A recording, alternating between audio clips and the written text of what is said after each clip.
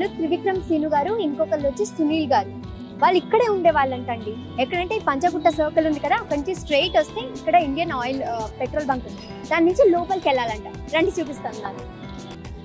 So ఆ పైన అక్కడ ఉండేవారట.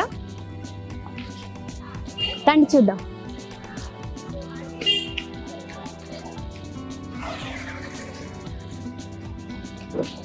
సో ఇదే అండి, ఇంత మనం ట్రావెల్ చేసి వచ్చింది ఇది చూడ్డానికే. ఎంత నార్మల్గా ఉంది, ఎంత చిన్నగా ఉంది. ఇంత పెద్ద పెద్ద ఇల్లుల మధ్యన ఒక చిన్న ఇల్లు. నువ్వు ఉండు చాలు, అంతే సరదాగా నాతో ఉండు చాలు. మన ఇద్దరం కలిసి పంజాగుట్ట రూమ్లో కలిసి మా ఇద్దరికి ఎన్నో పవర్స్ ఉండేవి. మీకు ఎవరికి తెలియదు, మేము పంచుకోలేదు ఎవరు. ఒక ఎక్సైట్మెంట్ విషయం తెలిసిందండి. పక్కింటి ఆవిడ నాతో షేర్ చేసుకున్నారు. ఏంటంటే త్రివిక్రమ్ గారికి ఇది ఇంపార్టెంట్ హౌస్ అంట, చాలా లక్కీ ఇల్లు అంట. ఏ సినిమా రిలీజ్ ఉన్నా ముందు ఒక రోజు వచ్చి ఇక్కడ స్టే చేసి దాని నుంచి సినిమా రిలీజ్కి వెళ్తారంట. సో ఇది ఆయనకి లక్కీ హౌస్ అంట. సో ఇప్పుడు వరకు అందుకే ఆయన కొని పెట్టుకున్నారు ఆయనతో. చూడండి, ఇంత సింపుల్ గా ఉన్నా ఆయనకి లక్కీ అండ్ స్పెషల్ హౌస్ అంటండి. ఎన్ని బంగ్లాలు ఉన్నా, ఎన్ని ఇల్లులు ఉన్నా, ఎంత ఆస్తున్నా అంటారు కదా ఒక లక్కీ చామ్ అని. సో ఆయన లక్కీ చామ్ ఇల్లు అంట. అందుకే ఆయనకి ఇల్లు అంటే చాలా ఇష్టం. చూడండి,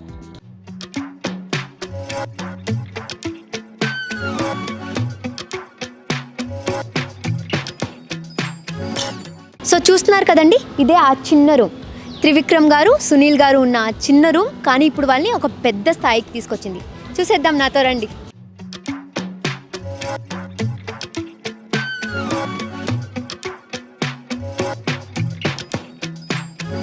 నమ్మగలుగుతున్నారా?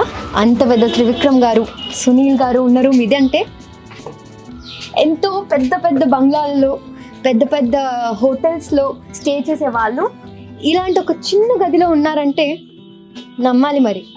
అలా ఉండి ఆ స్ట్రగుల్స్ చూసారు కాబట్టి ఇప్పుడు అంత పెద్ద స్థాయిలో ఉన్నారండి. స్క్రిప్ట్ రాసుకొని అలిసిపోయినప్పుడల్లా ఇక్కడే ఇలా తిరుగుతూ ఉంటారంట. మనకి బాల్కనీ అంటే పెద్ద పెద్దగా ఉంటాయి, చాలా స్పేషియస్గా ఉంటుంది. కానీ ఆయనకి చూడండి, ఇంత చిన్నగా ఉండి ఇదే స్పేస్లో ఆయన నడుస్తారంట, ఇక్కడే ఆయన తిరుగుతారంట. ఇంత చిన్న స్పేస్లో ఆయన తిరిగి అంతంత గొప్ప గొప్ప స్క్రిప్ట్స్ రాసి మనకు అందించారు.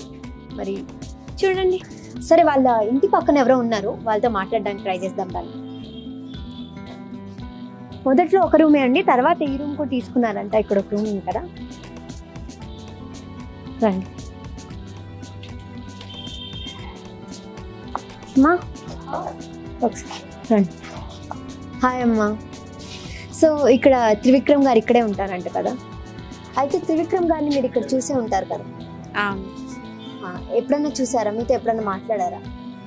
చూసాను, మాట్లాడలేదా మీరు? ఇక్కడ తిరుగుతూ ఉన్నప్పుడు మీరు ఆయనతో ఎప్పుడన్నా మాట్లాడారా? లేదు, చూసాను కానీ మాట్లాడలేదు. ఆయన పెద్ద డైరెక్టర్ కదా, మీరు ఎప్పుడు మాట్లాడాలనుకోలేదా?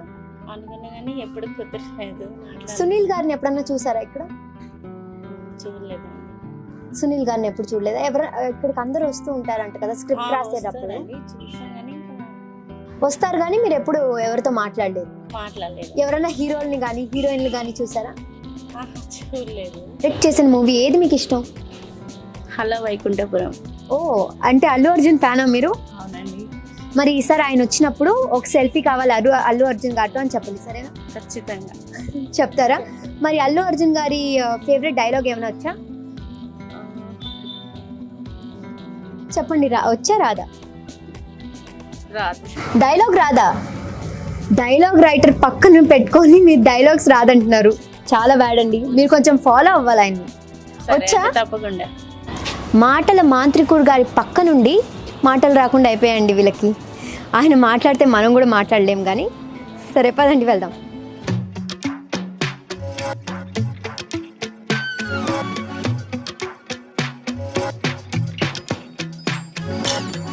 త్రివిక్రమ్ గారి సినిమాలు చూసారు కదా, ఎంతెంత పెద్ద సెట్లు అండి. అలా వైకుంఠపురం, అతడు, పెద్ద పెద్ద సెట్లు. హీరోలు అయితే ఓ రేంజ్ లో ఉంటారు, పాష్ గా. కానీ ఆయన ఉండేది ఇలాంటి ఇంట్లో. చూడండి, అసలు పెయింట్లు కూడా లేదు, ఎప్పుడు వేసారో కూడా తెలియదండి. అయినా ఇప్పటికీ ఆయన వచ్చి ఇక్కడ కథలు రాసుకోవడం అన్నది చాలా పెద్ద విషయం అండి. అది చూడండి, కింద బ్యాచిలర్స్ ఉంటారంట, పైన మూసేశారు. సో మనకు చూడడానికి అవ్వదు. కానీ ఇది చూడండి, లోపల రండి, మామూలుగా ఉంది. అసలు ఎలా ఉంది? నార్మల్గా ఉంది, పెయింట్లు కూడా లేవు. ఇట్లండి, ఇక్కడి నుంచి కూడా దారి ఉంది వెళ్ళడానికి. వీళ్ళు బ్యాచిలర్స్ ఉంటారంట, వీళ్ళకైతే పండగ అండి. ఆయన వస్తే ఆయన్ని చూడొచ్చు, ఆయనతో పాటు హ్యాపీగా ఫ్రీగా సునీల్ గారిని చూడొచ్చు, డైరెక్టర్ వాళ్ళని చూడొచ్చు, హీరోయిన్స్ ని కూడా చూడొచ్చు. వీళ్ళకి పండగే కదా. చూసారు కదా, చాలా సింపుల్ అండి, చాలా నార్మల్ గా ఉంది. మామూలుగా మనం ఒక్క ఫ్లోర్కే లిఫ్ట్ పెట్టుకొని తిరుగుతాం, కానీ ఇక్కడ చూడండి ఏమీ లేదు. సరే మనం వెళ్ళి అక్కడ షాప్లో వాళ్ళతో మాట్లాడదాం రండి.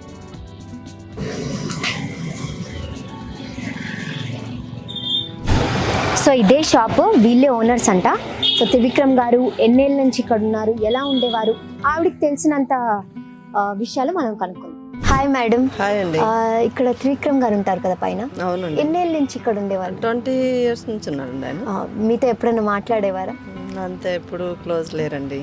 కొట్టుకొచ్చి ఏమైనా తీసుకుంటూ ఉంటారా? జీడిపప్పు అవి తీసుకునేవాడు అండి ఆయన. ఏమి ఎక్కువగా తీసుకునేవారు? జీడిపప్పు వాటరే కొంటాడు ఆయన.